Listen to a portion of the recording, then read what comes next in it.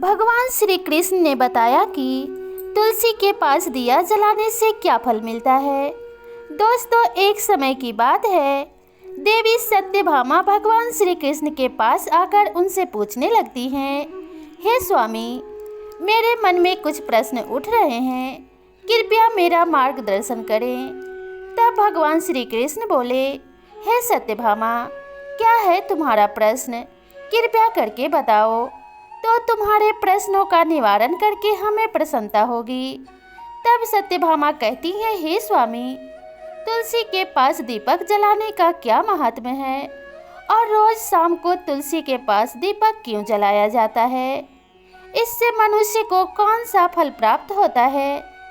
तुलसी के पास दीपक जलाने की विधि क्या है तथा दीपक लगाते समय कौन से मंत्र का उच्चारण करना चाहिए? कृपया आप मुझे विस्तार से बताइए। तब भगवान श्री कृष्ण कहते हैं, हे देवी, आज तुमने समस्त संसार के कल्याण के हेतु बहुत ही उत्तम प्रश्न किया है। तुम्हारे इस प्रश्न का उत्तर देने से पूर्व मैं तुम्हें एक प्राचीन कथा सुनाता हूँ, जिससे तुम्हारे सभी प्रश्नों के उत्तर तुम्हें मिल जाएंगे।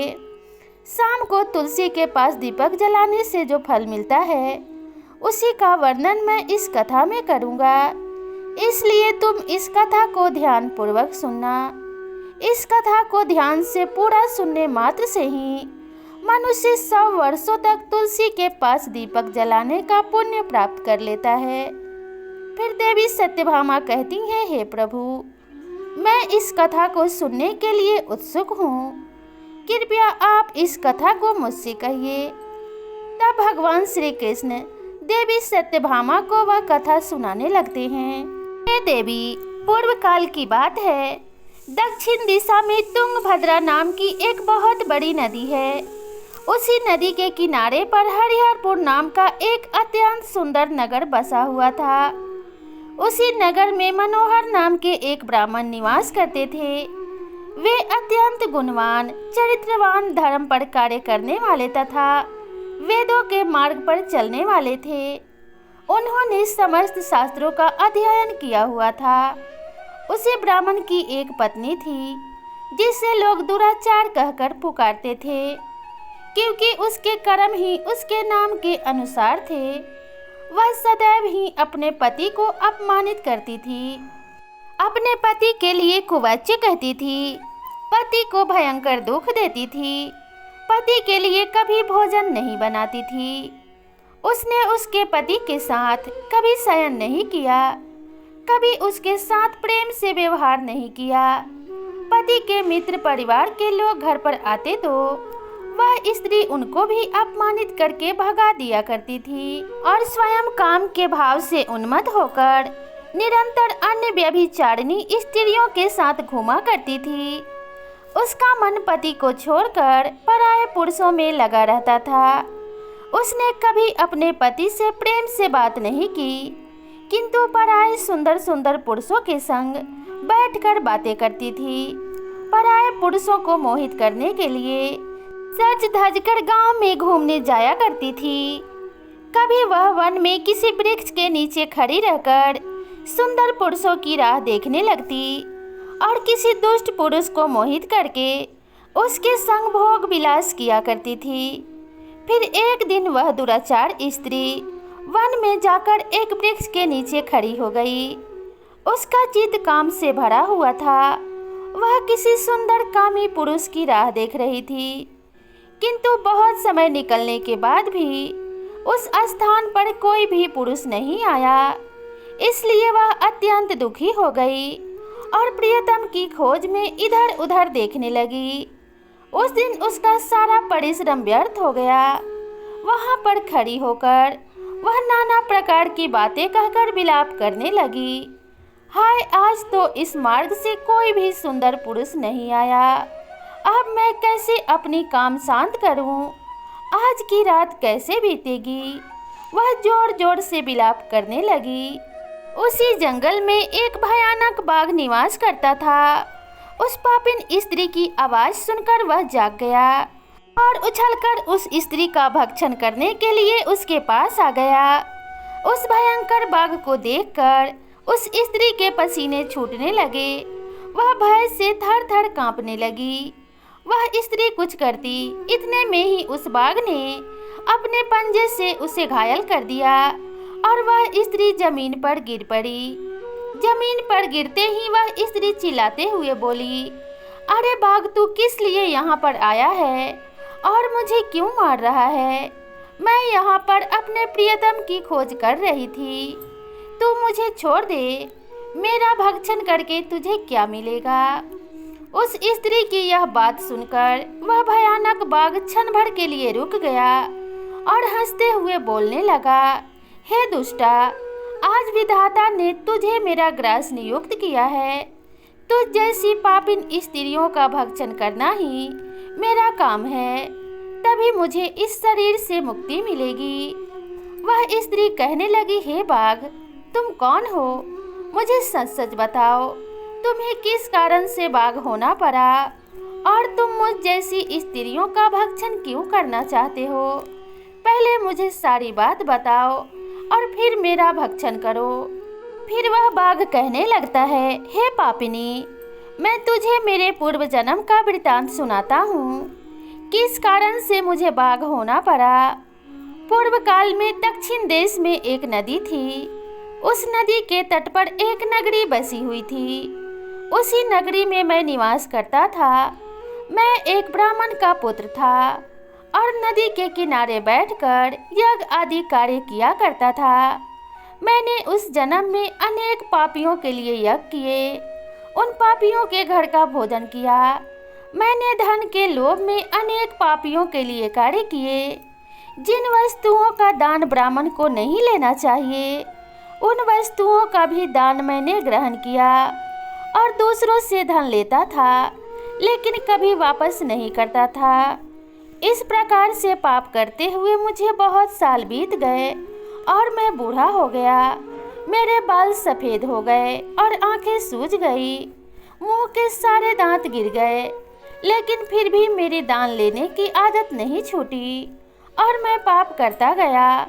फिर एक दिन धन के लोभ से नदी के किनारे गया और अन्य धूर्त ब्राह्मणों के साथ मिलकर हमने लोगों को ठगना शुरू किया। झूठे मंत्र वचन बोलकर हमने बिना विधि किए ही देवताओं का पूजन किया और बहुत सारा धन दान में ले लिया। फिर उसी स्थान पर एक बीमार कुत्ते ने मेरे पैर में काट लिया और मैं मूर्छित होकर गिर पड़ा। उसी क्षण मेरे प्राण चले गए। फिर यम के 2 दूत उस स्थान पर प्रकट हुए और मुझे पकड़कर यमपुरी ले गए। वहां पर यमराज ने चित्रगुप्त से मेरे कर्मों का लेखा जोखा निकालने के लिए कहा। फिर चित्रगुप्त कहने लगे, हे धर्मराज, इस ब्राह्मण ने घोर पाप किए हैं। इसने दूसरों से झूठे कहकर धन लूटा है। विधि से पूजा ना करके झूठे मंत्र बोलकर भगवान का अपमान किया है। इसलिए यह पापी ब्राह्मण केवल नरक जाने के ही योग्य है। फिर यमराज ने अपने दूतों को आदेश देकर मुझे नरक की अग्नि में डाल दिया। अनेक वर्षों तक नरक की सजा भोगने के बाद मुझे बाघ का शरीर प्राप्त हुआ और मैं इस दुर्गम वन में निवास करने लगा। मैं अपने पूर्व जन्म के पापों को याद करके कभी महात्मा, साधु पुरुष, सती स्त्रियों का भक्षण नहीं करता हूँ। मैं केवल पापी, दुराचारी तथा उल्टा स्त्रियों का ही भक्षण करता हूँ, ताकि मुझे पापों से मुक्ति मिल जाए। इस प्रकार से उस बाघ ने अपने पूर्व जन्म का वृतांत सुना दिया और उस स्त्री से कहने लगा, हे पापिनी, तेरे आचरण से तू उल्टा दिखाई पड़ती है।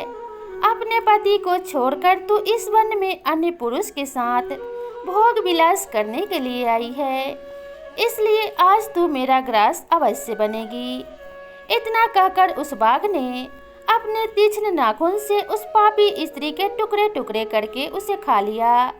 फिर उस स्थान पर यम के 2 दूत प्रकट हुए और उस पापिन स्त्री को उठाकर यमपुरी में ले गए।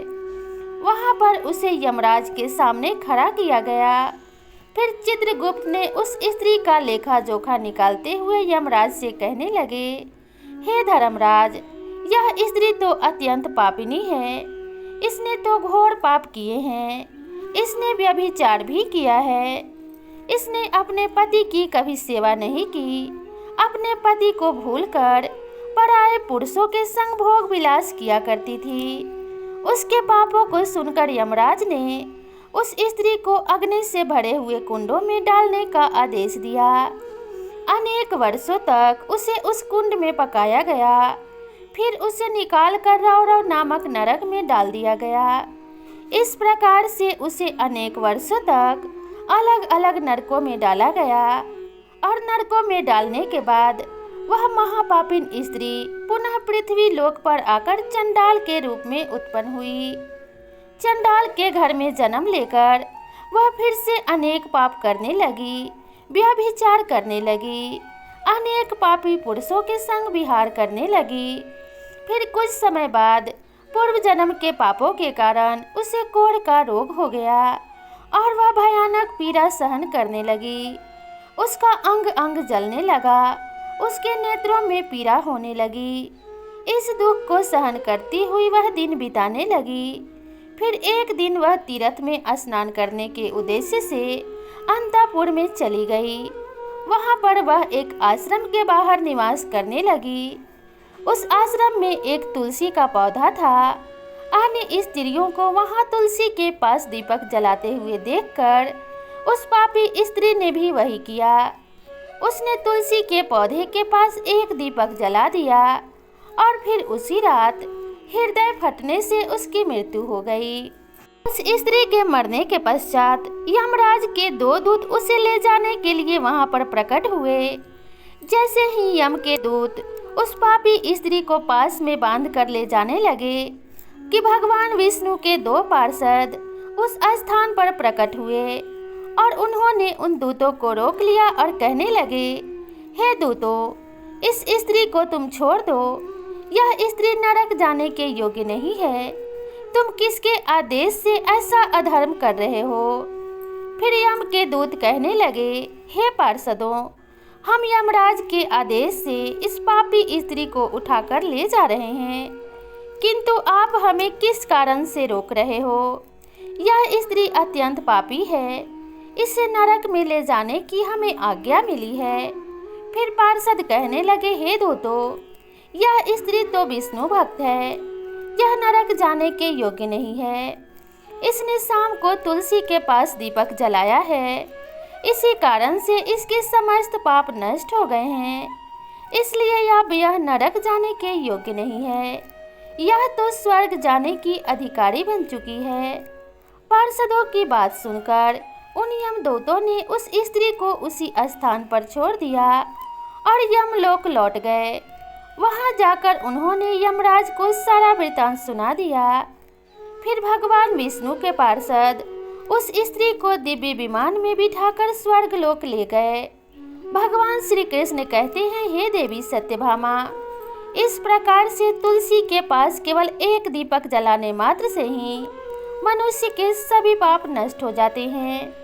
जो स्त्री नित्य शाम को तुलसी के पास दीपक जलाती है वह सौभाग्यशाली बनती है। उसके पूर्व जन्मों के सभी पाप नष्ट हो जाते हैं और उसे सुख समृद्धि की प्राप्ति होती है। रोज तुलसी के पास दीपक जलाते समय हमें इस मंत्र का उच्चारण करना चाहिए। ओम तुलसी देव्ये च विद्महे विष्णु प्रियाय च धीमहि तन्नो वृंदा प्रचोदयात्। श्री कृष्ण कहते हैं, हजारों अमृत के घरों से नहलाने पर भी श्री हरि को उतनी तृप्ति नहीं होती जितनी वे मनुष्यों के द्वारा तुलसी का एक पत्ता चढ़ाने से प्राप्त करते हैं। 1000 गौदान से मानव को जो फल प्राप्त होता है वही फल तुलसी पत्र के दान से मनुष्य पा लेता है। जो मृत्यु के समय अपने मुख में तुलसी पत्र का जल पा जाता है वह संपूर्ण पापों से मुक्त होकर श्री कृष्ण के धाम गोलोक को जाता है। दोस्तों, सनातन हिंदू धर्म में तुलसी के पौधे का विशेष महत्व माना गया है। इसकी सबसे पहले पूजा भगवान विष्णु जी ने की थी। श्री हरि कहते हैं, जिस प्रकार से देवी लक्ष्मी से वैकुंठ को ऐश्वर्य प्राप्त है उसी प्रकार से वैकुंठ में तुलसी के कारण ही पवित्रता प्राप्त है। पृथ्वी लोक पर जिस स्थान पर भी तुलसी का पौधा होगा उस स्थान पर कभी बुराई का वास नहीं होगा। ऐसा स्थान सबसे अधिक पवित्र होगा। इसी कारण से हमें हमारे घर में तुलसी का पौधा अवश्य ही लगाना चाहिए। तो दोस्तों, इस प्रकार से भगवान श्री कृष्ण ने तुलसी के पौधे के पास दीपक जलाने का महत्व बताया है। मैं आशा करती हूँ कि यह कथा आपको पसंद आई होगी। अगर यह वीडियो आपको पसंद आई है तो इस वीडियो को एक लाइक ज़रूर करें। साथ ही मेरे चैनल को सब्सक्राइब करना बिल्कुल ना भूलें और वीडियो को अपने सभी मित्रों और परिवार के साथ ज़रूर शेयर करें। तो मेरे चैनल से जुड़े रहने के लिए और वीडियो को आखिर तक देखने के लिए आप सभी का ढेर सारा धन्यवाद। तो मिलते हैं इसी तरह की नई और ज्ञानवर्धक वीडियो और कहानी के साथ। तब तक खुश रहिए, स्वस्थ रहिए, अपना और अपनों का ध्यान रखिए। नमस्कार।